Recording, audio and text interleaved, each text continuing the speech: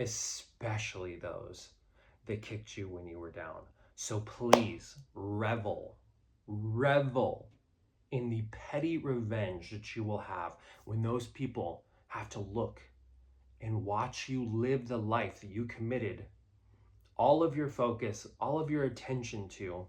You're going to look down out of your window on that airplane or that private jet, to whatever extent that is. You're going to look down and you're going to see their little town and their little ideas pass you, or rather you pass them like little ants. Have a good little chuckle at, and be petty. Have a good little chuckle at your pettiness and in picturing yourself living that big life. And when those ugly, selfish paws reach out for a handout, slap them away. Feel good about that. Let that bring you joy that, no, you didn't stop me. I hope that that gives you some validation and that takes that weight off your shoulders that this spiritual and religious community places on us about, this endless quest of forgiveness and being the bigger person. And no, you don't have to do those things. Those things are not a prerequisite. They're not a requirement. There is no one outside of you watching and deciding, oh, you didn't forgive, so you don't get that. That's just not the case. All right, I wanted to talk about something and share something this morning that I journaled about and that happened. So I don't journal every day, but pretty consistently. And something that I wrote out today is at the end of the page that I was writing. I let out a little bit of anger. And what I want to talk about today might be a little bit controversial in this spiritual space, if you will. But I'm trying to let go of all restraint or all belief that there's anything outside of me judging anything that I think or say or feel or believe. It's more so, am I in alignment with my truth rather than something being, judged as unworthy, or someone deciding that I'm not deserving of what I want, or that it's not, within some higher plan that something else outside of me has come up with. But so I was journaling and letting out a little bit of anger and pettiness at the end, and I said, F blank and blank blank blank. I can say that and still win the lottery tomorrow, and I can revel in the revenge I will have. It will be so sweet to be petty and withholding from their selfish little paws. For now, I want to release my attention and allow the fullness of myself and my dream. So I say that because we are so conditioned to believe, especially if you grew up religious, that if we have any anger or resentment or, ill will towards anyone, that that something outside of us, those inappropriate feelings, they hold off our blessings and they hold off the things that we desire. And I'm really trying to combat that and believe that there is nothing outside of me that's decided that, well, no, you're mad at so and so, and you're not gonna help, anyways. So then the next thing that happened is I have this other journal that I have completely filled. This is probably my 5th or 6th journal that I've completely filled. And this week I've been kind of reflecting. So every day I kind of just grab and open, and whatever page it opens to, I kind of read through those and take those messages. And I kid you not, the page that I opened it to was from something from last August. And it starts with, "I am so angry. So tired of feeling trapped in this bubble with people so willing to remain ignorant and enslaved. I'm angry and I want revenge." So this entire writing here is about revenge and allowing myself to feel my anger and allowing myself to, acknowledge that there are people around me that just do not align with who I am and my truth. But I wanted to read through some of this. It says, "I want revenge, and I feel justified in wanting it. So that brings me to what I know to be true. The best revenge is in living the free and prosperous life I desire. Revenge will be sweet because it will free people. It will free some from their ignorance and some from the structural and spiritual prisons erected by those in ignorance. I will free people with my work. I will expand the world. I will give light to the truths I discover. Those calling me a sinner will watch as I lift myself to the pinnacle of blessings, well-being, and prosperity. My stratospheric ascent to success and the platform it provides will be the revenge I didn't have to seek or lift a finger to find."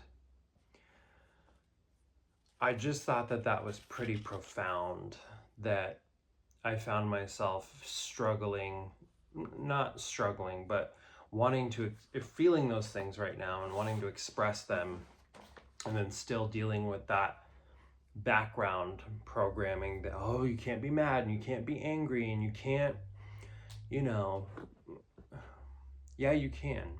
There's such a thing as righteous anger. What it is not allowing yourself to be lost in it and have your attention and your focus and your eye taken from your prize. So we have to own that, and we have to know that if we stay in alignment with ourselves and what we truly desire, we can feel anger. There are people that we can say, just like I have, there are people in my life that when what happens for me that I've been working toward and working to allow in my life, I'm going to slap their hand away. I'm absolutely going to slap their hand away. Not because I'm petty or because, I'm a selfish person. That's the problem. When you're unwilling to help, when you can't even hear your call to help, if you feel called to help, and you buckle down and you feel constrained in that out of fear of lack, that's when that's something that's, harming to you. But there are absolutely people that I'm going to slap their hand away and say, "No, you kicked me when I was down. I'm not going to do the same thing to you, but I'm in no way going to fold you into what I worked so hard to create for myself that you did nothing but talk down about, cast doubt upon, and just your belief about the world, and what you think you're allowed to determine that people deserve, which is love and care and kindness and shelter and food and healthcare. And, you don't believe that other people deserve that. So there are absolutely hands that I am going to slap away. And I wanted to share that because you'll have your revenge. You will get it. But remember, the revenge that you will have will be in living the bigness, the fullness, the total picture of the dream that you continue to dream for yourself in spite of those people around you. And that's the revenge. You won't have to lift a finger for it. It'll simply be in your existence, in that state that's true to who you are and true to what you desire. So I hope that that gives you some validation and that takes that weight off your shoulders. that this spiritual and religious community places on us about, this endless quest of forgiveness and being the bigger person. And no, you don't have to do those things. Those things are not a prerequisite. They're not a requirement. There is no one outside of you watching and deciding, oh, you didn't forgive, so you don't get that. That's just not the case. And no, you don't want your energy to remain in anger and rage and things that breed feelings of being closed up and breed feelings of lack, because then no, you're not open to receive the things that you desire. But have a good little chuckle at and be petty. Have a good little chuckle at your pettiness and in picturing yourself living that big life. And when those ugly, selfish paws reach out for a handout, slap them away. Feel good about that. Let that bring you joy that, no, you didn't stop me. You and your doctrine, your dogma, and your mindsets couldn't stop me from having what I have now. And you don't deserve a piece of it. Because in all reality, if we're all the operant power in our life, they can go create that for themselves. You are not their way. You are not their source. They are their own source. So you are in no way beholden to be the source. You could be a source to give someone a leg up and help them boost their own inner belief and their own, that's what I believe about society and why I believe in, things that people call socialism. Because what could people be and accomplish if they had that weight, the sheer weight of just existence off of their shoulders? If they didn't have to wake up and consider homelessness, consider starvation, consider medical bankruptcy, or going without health care, what could people be and accomplish, and how different could this world be? So yes, you can, when you feel called, be that leg up to someone to inspire that within them. But you are not the end all be all. You are not someone's source. So in no way do you have to feel that you have to share with everyone, that you have to give to everyone, especially those that kicked you when you were down. So please revel in the petty revenge that you will have when those people have to look and watch you live the life that you committed all of your focus, all of your attention to, and let manifest in your reality. And now they want a piece of it. And you get to remind them that they weren't a part of creating that. And in fact, they tried to keep you from that by keeping you small and kicking you when you were down and yanking you back out of the clouds and back down onto earth to root you in reality as they see it. So yeah, I wanted to come, and like I said, this is a controversial message, but I think that there are people that need to be released from that burden, that your anger, if you've been wronged, is righteous, and you're allowed to feel that, and you're allowed to want, some petty revenge. So take it and enjoy it, and let that be part of your imagining, that those people are going to watch you drive by in that car, or they're going to watch you build that house or buy that house or travel the world, or you're going to look down out of your window on that airplane or that private jet, to whatever extent that is. You're going to look down And you're going to see their little town and their little ideas pass you, or rather you pass them, like little ants. So just enjoy that. Enjoy the dream. Enjoy the vision.